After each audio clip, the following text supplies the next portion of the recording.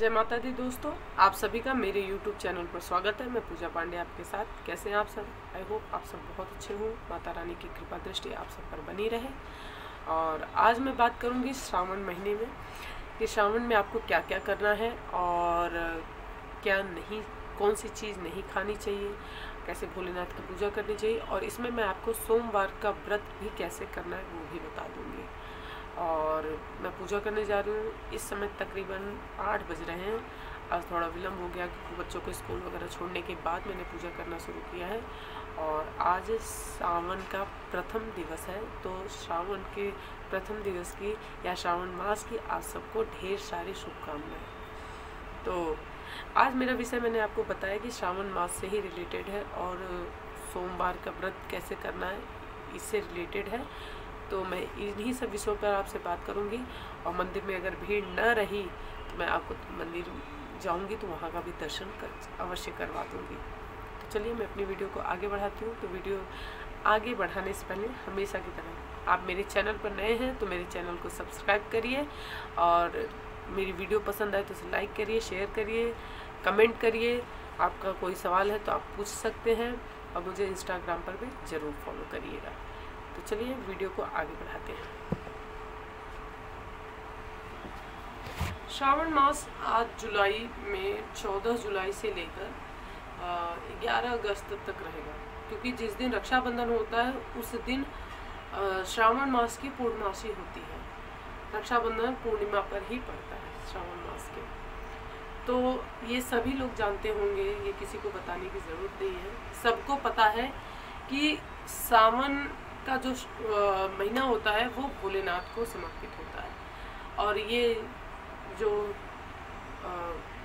भगवान देवशनि एकादशी के बाद जब भगवान सब कुछ भोलेनाथ को सौंप देते हैं, आषाढ़ की जो नवमी होती है एकादशी से, देवशनि एकादशी से पहले, उसमें बहुत जन उसे भंडरिया नवमी बोलते हैं। भंडरिया नवमी का अर्थ होता है कि नारायण जाने से पहले उनका जो भंडार, उनके पास जो भी है, जैसे सृष्टि की का पालन पोषण करना, ये सब तो उनकी जिम्मेदारी होती है। जो उनका कार्यभार होता है, उनका भंडार होता है, वो हर एक चीज़ महादेव को सौंप के जाते हैं। तो वो जिस दिन भंडरिया नवमी होती है उस दिन वो भोलेनाथ की विधिवत पूजा करते हैं। बहुत लोग तो एकादशी से ही भोलेनाथ की पूजा शुरू कर देते हैं, देवशनि एकादशी के बाद से। और सावन का महीना वैसे भी भगवान भोलेनाथ को ही समर्पित है।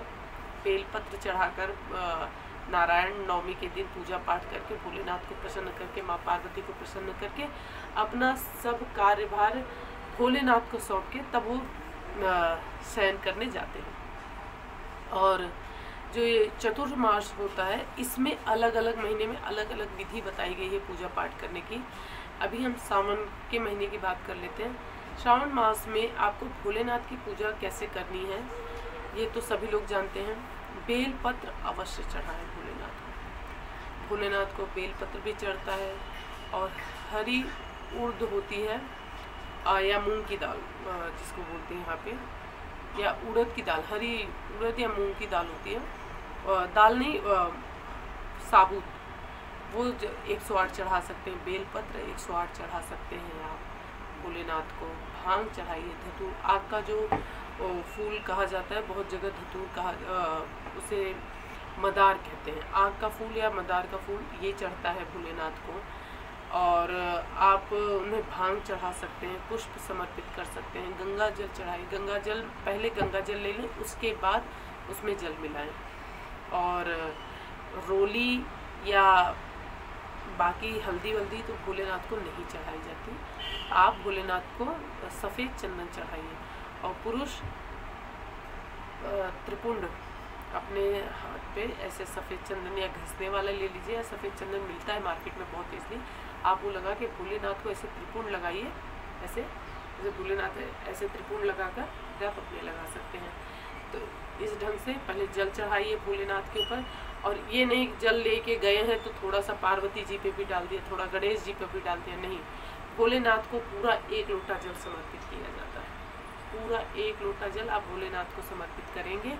उसके बाद आप दोबारा लोटा में जल भर के आप सबको स्नान पूजा करा सकते हैं, लेकिन भोलेनाथ को ऐसे ही किया जाता है। उसके बाद उन्हें जनेऊ समर्पित करिए, रक्षा सूत्र समर्पित करिए वस्त्र के रूप में। आप जो लेके गए हैं आग का फूल, धतूरा, ये भांग जो भी लेके गए हैं वो भोलेनाथ पर समर्पित करिए। और आप बेल पत्र को धोकर उस पर राम लिख लीजिएगा, रोली से या चंदन से आप राम लिख लीजिएगा। और भोलेनाथ पर मैं अब आपको बता देती हूँ कि कैसे आपको चढ़ाना है बेलपत्र ऐसे ही नहीं सब उठाए एक साथ ऐसे रख दिया, नहीं। बेलपत्र भोलेनाथ पर हमेशा ऐसे करके चढ़ाया जाता है।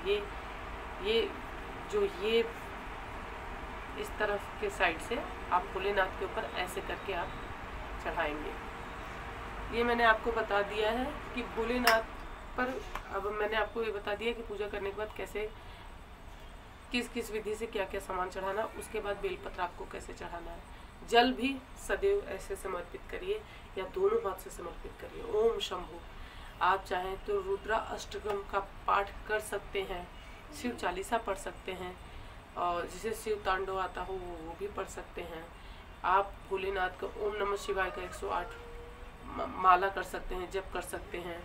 और इस समय आप कहीं पे भी सांप वगैरह दिखें तो आप उन्हें मारिएगा मत, प्लीज़ पकड़वा दीजिएगा।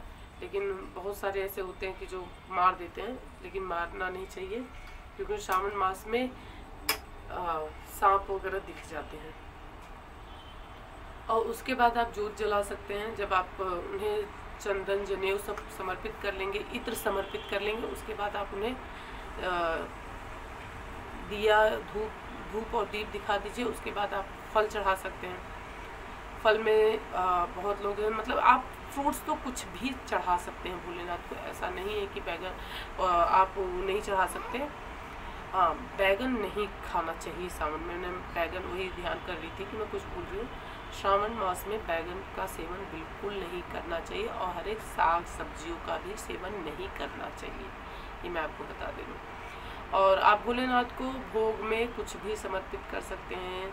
हाँ, पंचामृत से स्नान जरूर कराइएगा। मैंने जल के बाद आपको बताया नहीं, पहले आप जल चढ़ाइए भोलेनाथ को। जल चढ़ाने के बाद आप भोलेनाथ को शहद, घी, उसके बाद चीनी ले लीजिए, नहीं तो चीनी का बुरादा ले लीजिए, जो भी हो, और दूध, दही, घी, चीनी, शहद से खूब हर हर महादेव, जय शिव शंभु बोलते हुए स्नान कराइए। उसके बाद फिर पुनः एक लोटा साफ जल लेकर स्नान करा लीजिएगा। और मैंने जैसे कि पहले बताया, पहले गंगा जल फिर उसमें जल मिलाइएगा। जल के अंदर गंगा जल नहीं डाला जाता, ये मैंने आपको बता दिया है। इसी विधि से इसी तरह आप सोमवार की भी पूजा करेंगे। अपने थाली में पहले से ही सब कुछ सजा लीजिएगा। सामग्री मैंने आपको बता ही दी है कि क्या क्या भोलेनाथ को चढ़ता है। हाँ, भस्म मिल जाए, इजली आपको पूजा पाठ वाली दुकान पे भस्म मिल जाएगा। भस्म मिल जाए तो आप भोलेनाथ को भस्म भी समर्पित कर सकती हैं। और व्रत का नियम यही है कि आप चाहें तो सुबह से व्रत रह सकती हैं, जैसे फलहार वाला, और नहीं तो सावन के सोमवार में कई बार होता है कि जो महिलाएं होती हैं, जो भी रहते हैं सोमवार का व्रत, वो शाम को 4 से 5 के बीच में पूजा करके तब अपना व्रत खोलते हैं। वो प्रदोष काल में ही पूजा करते हैं। जैसे प्रदोष काल में 4 से 5 प्रदोष के टाइम पर होता है, प्रदोष का जो व्रत होता है उसमें 4 से 5 के बीच में पूजा कर और उसके बाद जल या फलहार किया जाता है। उस ढंग से व्रत किया जाता है। और आपसे अगर नहीं रहा जाता तो कोई बाध्यता नहीं है, आप सुबह जल पूजा स्नान करा के भगवान का आप उसके बाद फलहार कर सकते हैं। नमक नहीं खाया जाता सोमवार के व्रत में, तो नमक का सेवन ना करें। और यदि किसी से नहीं रहा जाता, वो व्रत नहीं रह सकता, तो एक टाइम अन्न कर सकता है। भोलेनाथ बहुत ही औढ़रदानी कहा जाता है उन्हें, तो वो बहुत जल्दी प्रसन्न हो जाते हैं। तो इसलिए भोलेनाथ की कृपा सब पर बनी रहती है और सदैव बनी रहनी चाहिए। इस समय आप बेल का पौधा लगा सकते हैं, पेड़ लगा सकते हैं। आग का फूल जो मैंने कहा ना, मदार जिसको बोलते हैं, आप वो भी लगा सकते हैं। आप धतूरे का भी पेड़ लगा सकते हैं। न घर में लगा सकते हो तो आप मंदिर में लगवा लीजिए, शिवालय जहाँ हो या शिव मंदिर जहाँ हो वहाँ पर भी जाके आप लगा सकते हैं। तो ये पूजा पाठ की जो जानकारी थी मैंने आपको बता दी। हाँ, और सोमवार कब कब पड़ेगा मैं वो आपको बता देती हूँ। एक सोमवार आपको पड़ रहा है 28 तारीख, पहले तो 18 तारीख को पड़ रहा है, उसके बाद एक 25 को पड़ेगा, फिर उसके बाद तीसरा सोमवार जो है वो 1 तारीख को पड़ेगा, और उसके बाद जो चौथा सोमवार है वो 8 तारीख को पड़ेगा। इसमें आप रुद्राभिषेक भी करवा सकते हैं। सावन में रुद्राभिषेक करवाने का सबसे ज़्यादा फल मिलता है। इस समय कांवड़ भी बहुत जन है, कांवड़ यात्रा के लिए निकलते हैं, तो कांवड़ लेने भी जा सकते हैं। लेकिन भोलेनाथ का आप पर डे नियम के साथ अच्छत चढ़ा सकते हैं आप भोलेनाथ को। अगर बहुत जन को ये हो कि अच्छत नहीं बताया मैंने, आप अच्छत भी चढ़ा सकते हैं भोलेनाथ को। और एक और विशेष चीज़ मैं बता देती हूँ आपको। जैसे आप पूजा पाठ कर लेते हैं, जैसे आपने मूंग ही लिया है, हरी मूंग, तो आप उसे भी 108 ओम नमः शिवाय बोलते हुए चढ़ाइए। अगर आप ये नियम बना सकते हैं तो अति उत्तम है। अच्छत लेकर ही उसका ही 108 बार ओम नमः शिवाय एक एक करके भोलेनाथ पर चढ़ा सकते हैं। आप चाहें तो बेलपत्र ऐसे लेकर चढ़ा सकते हैं। किसी एक चीज़ का अगर आप नियम बना लीजिए कि हाँ इस चीज़ से आपको ऐसे करना है, और अगर आपके पास बिल्कुल समय नहीं है, भाग दौड़ वाली ज़िंदगी है, तो आप गंगा जल लेकर उसमें जल भर कर और थोड़ा सा हाथ में चंदन लेकर और पुष्प लेकर बेलपत्र लेकर भोलेनाथ पे चढ़ाकर, और आप उन्हें जो सामग्री आप ले गए वो समर्पित कर सकते हैं। अगर पंचामृत एक ही साथ बनाकर समर्पित कर सकते हैं तो वो भी कर सकते हैं आप। करने के बाद भोलेनाथ उतने में भी प्रसन्न हो जाते हैं। सबसे बड़ी चीज़ होती है भावना। आपकी भावना अति उत्तम है तो आप कुछ भी कर सकते हैं। कहते हैं नहीं कुछ है तो मानसिक तौर पे भी सोच लिया कि हम यही चीज़ भगवान को समर्पित कर रहे हैं, वो भगवान को स्वयं समर्पित हो जाती है। आपकी इच्छा होनी चाहिए,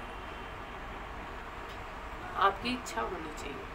भोलेनाथ पे समर्पित करना है कि किसी भी देवी देवता की आप पूजा कर रहे हैं, आप ये सोच लीजिए कि हाँ मानसिक तौर पर ये चीज़ मैंने भगवान को समर्पित की। हाथ जोड़कर अपने हाथ में उस चीज़ को महसूस करते हुए भगवान के ऊपर समर्पित करिए, भगवान के चरणों में समर्पित करिए, तो वो चीज़ भगवान तक अवश्य पहुँच जाती है।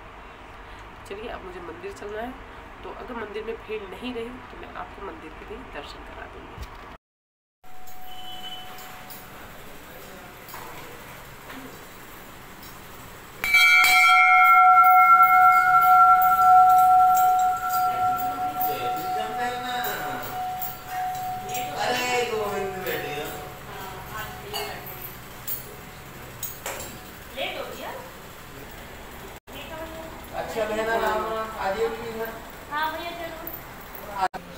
आपको दिखा देती हूँ भोलेनाथ, माँ पार्वती, ये गजानन, और ये है राम बाबा, लक्ष्मण जी, हनुमान जी, राम जी और सीता मैया। ये हमारे राधा कृष्ण जी, और ये लक्ष्मी नारायण माँ सकते हैं, माँ दुर्गा रानी, हनुमान जी बाबा महाराज, और ये है भोलेनाथ।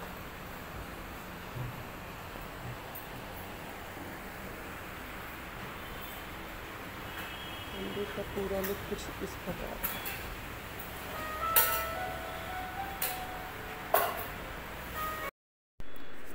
तो इस प्रकार मैंने आपको मंदिर का भी दर्शन करवा दिया है आपको, और सावन के सोमवार के विषय में और सावन के महीने में कैसे पूजा पाठ करनी है वो मैंने जो जानकारी मेरे पास थी वो मैंने आपसे शेयर की। तो वीडियो पसंद आए लाइक करिए, शेयर करिए, मेरे चैनल पे नए हैं तो सब्सक्राइब करिए और बेल आइकन को प्रेस करना बिल्कुल ना भूलें, जिससे मेरे लेटेस्ट वीडियो की अपडेट आपको मिलती रहे। और दोस्तों के साथ शेयर करिए। कोई सवाल है तो आप पूछ सकते हैं, और मुझे इंस्टाग्राम पे भी फॉलो करिए। स्वस्थ रहें, सुरक्षित रहें, और मैं मिलती हूँ आपसे नेक्स्ट वीडियो में। तब तक के लिए जय माता दी।